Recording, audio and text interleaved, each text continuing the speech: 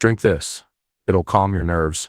My stepfather Robert insisted, his gaze unwavering as he proffered the travel mug. The coffee's aroma was off-putting, a bitter, metallic tang that tightened my stomach. My name is Mark Evans, 27 years old, still residing with my mother and stepfather in Helena, Montana. Not ideal, but I diligently saved since graduation, building a strong portfolio, finally securing an interview for a marketing associate position at Glacier Peak Outfitters, the outdoor retailer I'd dreamt of joining since college.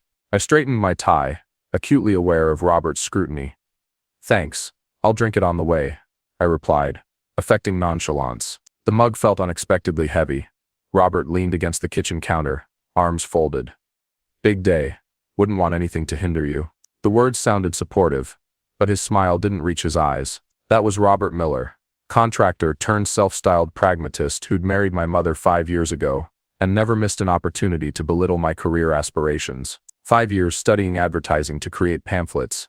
He'd sneer. Or in my day, we worked with our hands, not hashtags. I nodded, collected my portfolio, and headed for the exit. My mother had already left for her nursing shift, leaving just Robert and me, and that unsettling mug of coffee. At the gas station a couple of blocks away, I opened the lid and emptied the contents into a waste receptacle. The liquid was abnormally dark, with an oily film on the surface. My hands trembled slightly as I replaced the lid. This wasn't the first time I'd felt that creeping unease around Robert. 2 weeks prior, I discovered an unlabeled bottle in his pickup truck while searching for jumper cables. The label was gone, but I recognized the shape. Sedative aid, the potent variety. I'd returned it to its original spot and remained silent. Now waiting at a traffic signal, I checked my wristwatch. Ample time remained to procure real coffee before the interview. I couldn't definitively prove Robert's actions, but my intuition screamed foul play. This morning, that intuition warned me Robert didn't want me landing this job, didn't want my success, and subsequent departure from home. I'd long suspected Robert viewed me as a rival for my mother's affection. What I hadn't realized until now was the lengths he might go to maintain his control. I wasn't always this distrustful.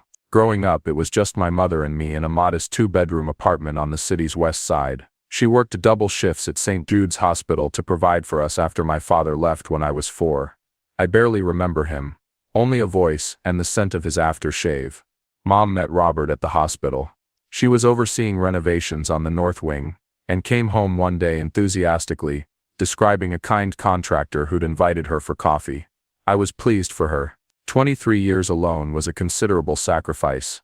The first year was positive. Robert made repairs in our apartment, took Mom on proper dates, and even assisted me in moving into my university dorm.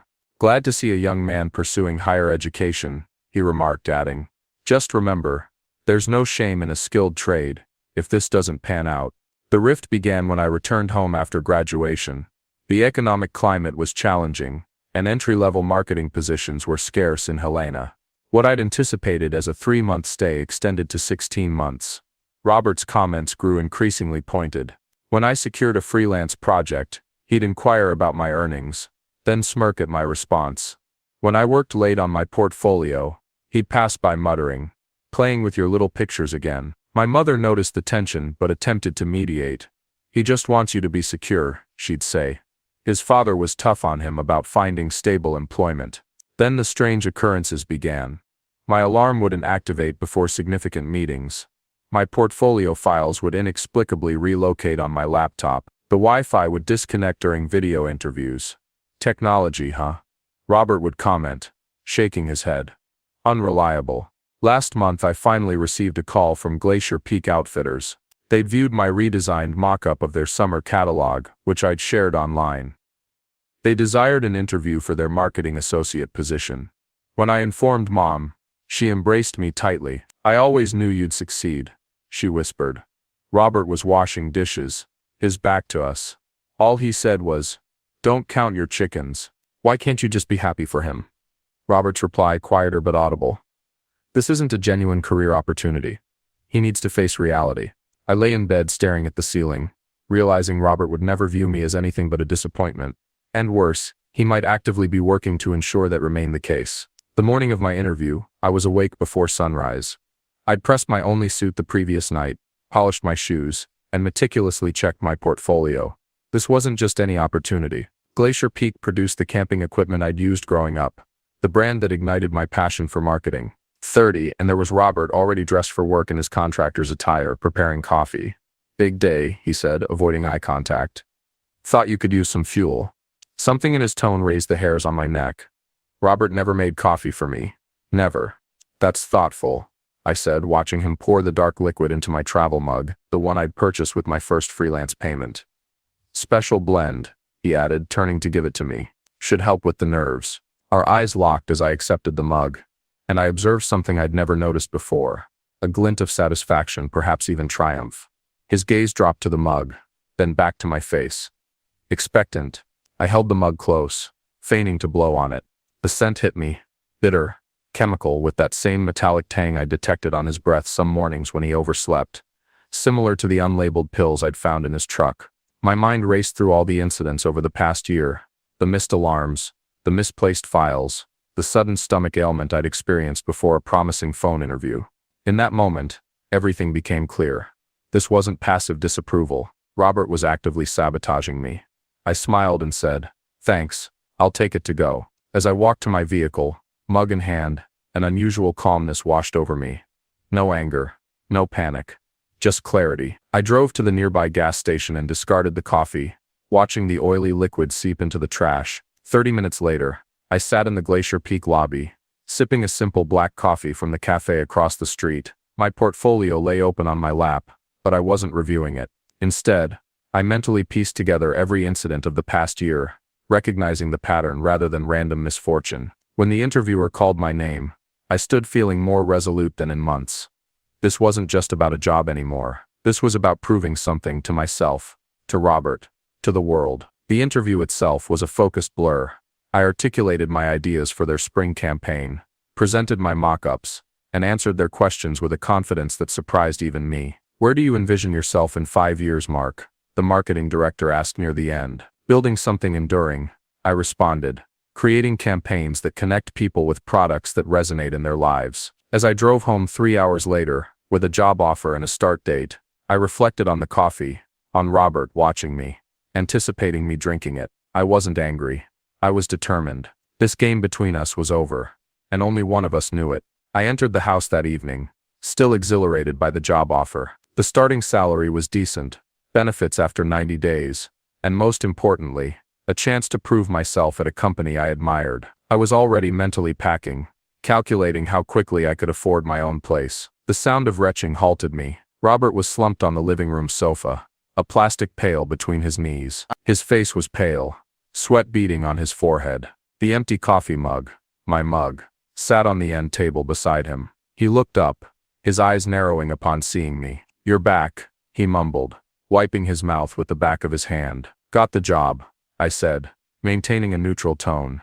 "Start Monday." Something flickered across his face, surprise, then something darker. He nodded and bent over the pail again. My mother entered from the kitchen, concern etched on her face. "Mark, you're home. How did it go?" "They offered me the position immediately," I said, unable to suppress my pride. She hugged me tightly.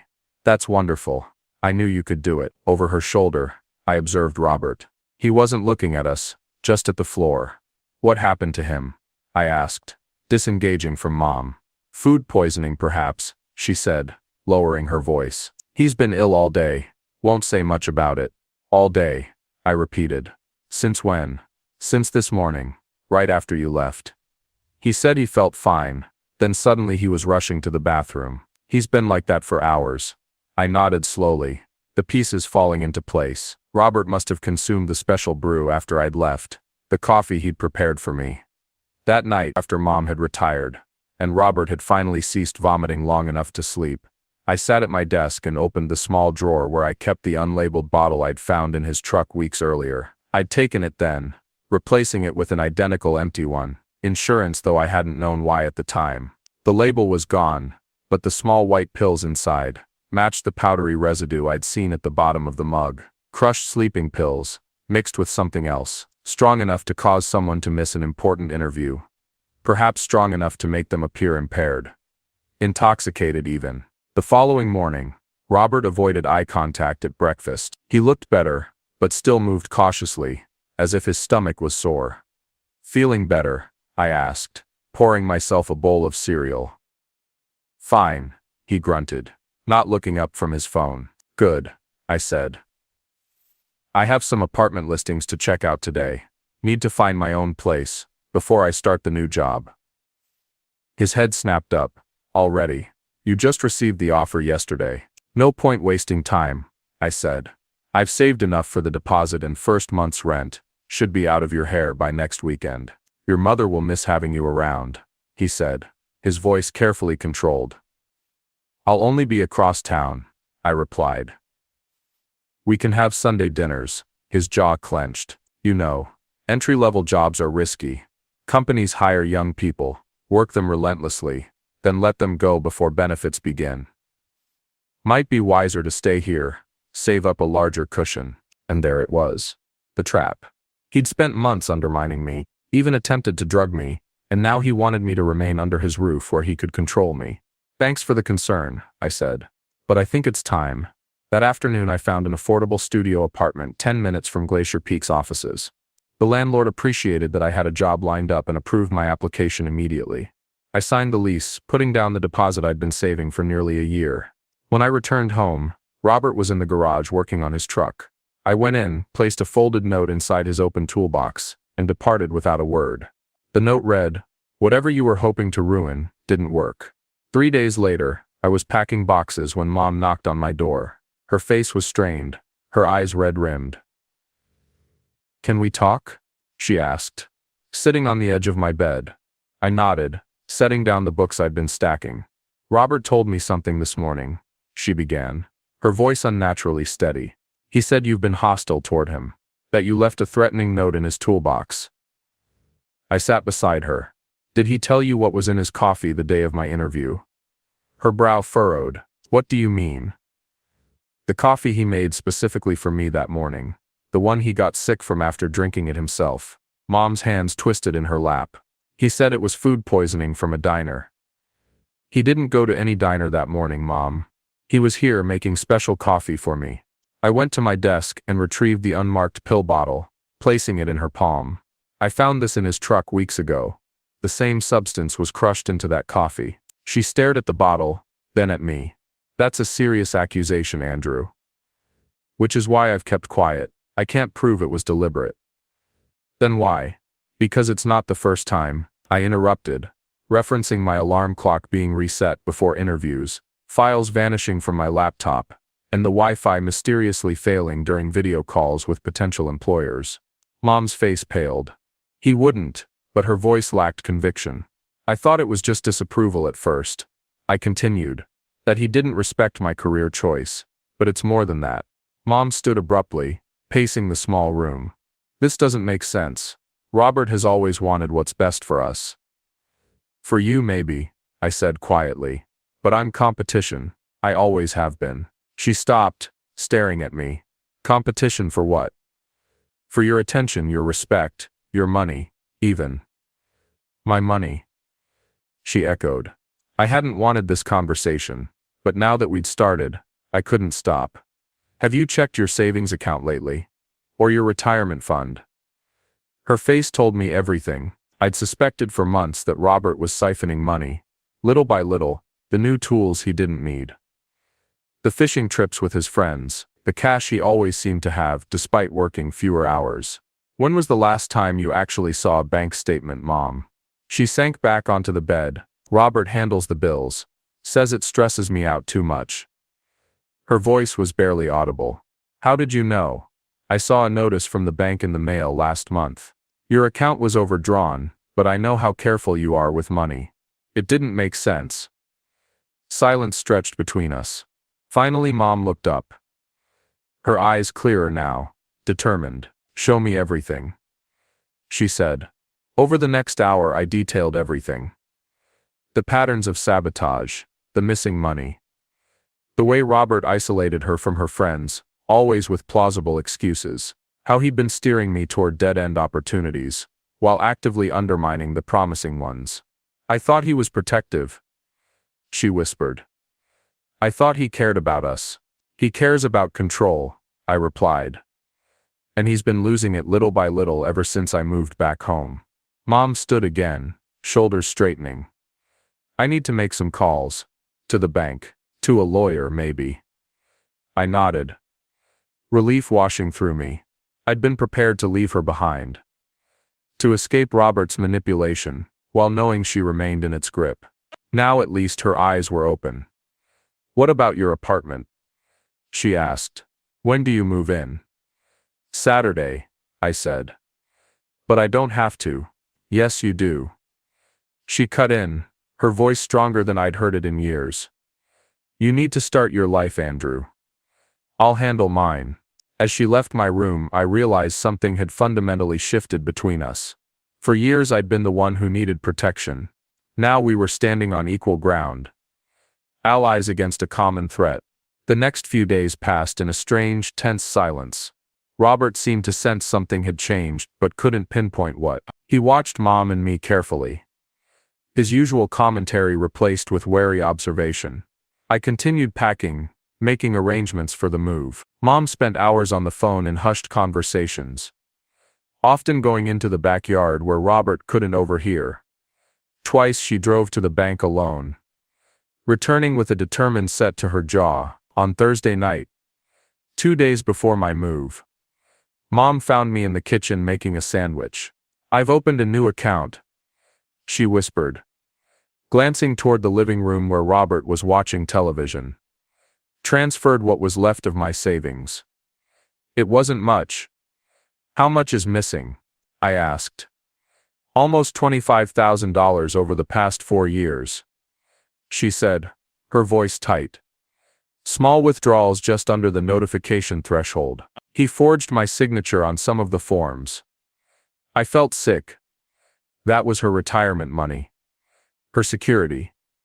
The bank is investigating, she continued.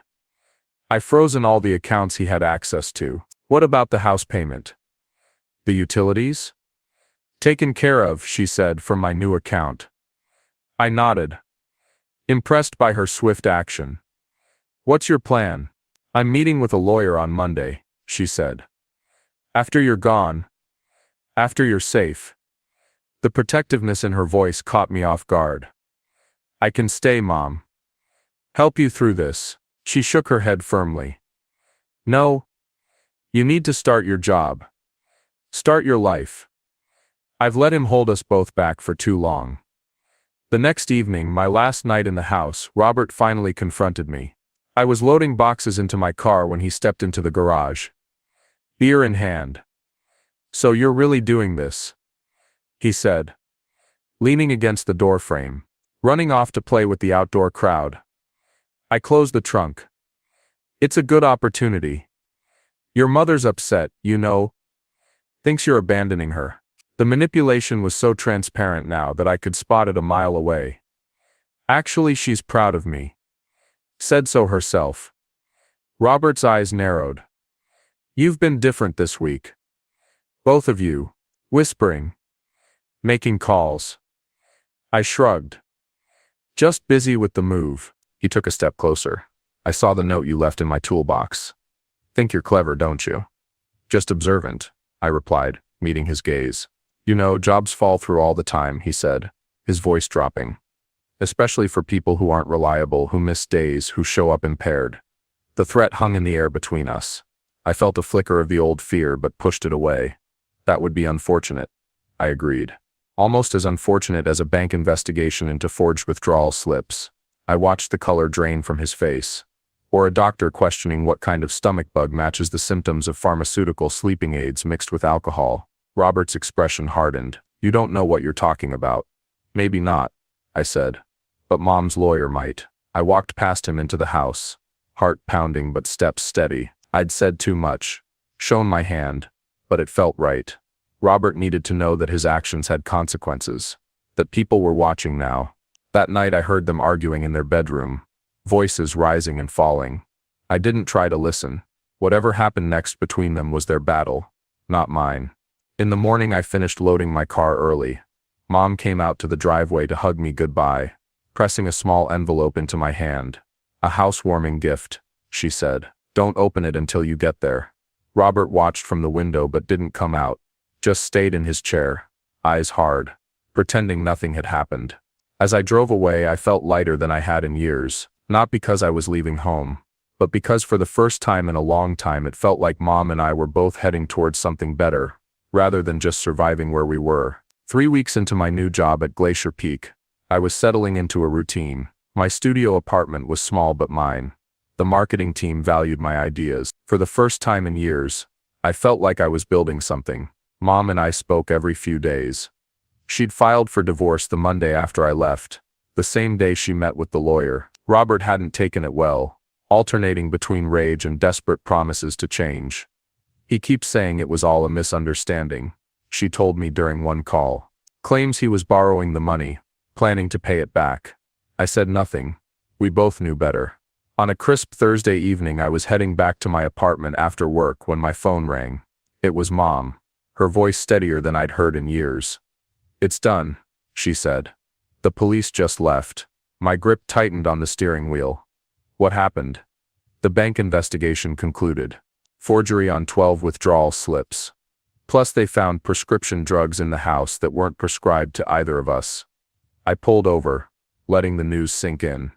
"Is Robert gone?" she said. "They arrested him an hour ago. I'm at Aunt June's house now, going to stay with her for a while." After hanging up, I sat in my car, watching the sunset paint the mountains gold and purple. I thought about the coffee that morning. How close I'd come to drinking it. How easily things could have gone another way. I didn't feel satisfaction exactly, just quiet relief that a chapter had closed. That evening, a text arrived from Mom's phone. A photo of her and Aunt June sitting on the porch of the old farmhouse, where Mom had grown up, both women smiling. The message read, "Starting over. Thank you for showing me how." I set my phone down and looked around my small apartment. It wasn't much, but it was honest. Clean. Mine. Sometimes, the best revenge isn't striking back. It's simply walking away and building something better. 6 months later, I stood in the conference room at Glacier Peak, presenting my campaign for their winter collection. The executives nodded as I walked them through the concept, authentic stories from real customers, highlighting moments where the gear had made a difference in their outdoor experiences. "This aligns perfectly with our core values, Mark," the marketing director said when I finished. "We'd like you to lead the project." As I packed up my materials, my phone buzzed. A message from Mom with a photo attached. She was standing in front of a small brick building holding up a set of keys. "Signed the lease today. Coffee shop opens next month." After the divorce settlement and the recovery of most of her savings, she decided to pursue the dream she'd put on hold for 20 years, opening a small cafe. She'd moved to Big Sky, close enough to visit but far enough to start fresh. I texted back congratulations, smiling at how much had changed. Robert had accepted a plea bargain, probation and restitution payments for the financial crimes. Word was he'd relocated to Idaho, working construction and keeping a low profile. That evening I hiked up to the ridge overlooking Helena. The air was crisp with the scent of pine and approaching snow. I found a flat rock and sat down, taking in the valley spread out below, lights beginning to twinkle as dusk settled. I thought about the bitter coffee, the silent battles, the quiet determination it had taken to break free. Not just from Robert, but from doubt, from the belief that I should settle for less than I deserved. Sometimes victory doesn't roar. Sometimes it whispers in the small moments. A mother reclaiming her life. A son finding his path. A weight lifted from both their shoulders. I took out the old travel mug, the one from that morning, which I'd kept as a reminder. Turning it over in my hands one last time, I left it on the ridge among the stones and walked back down the mountain, lighter with each step.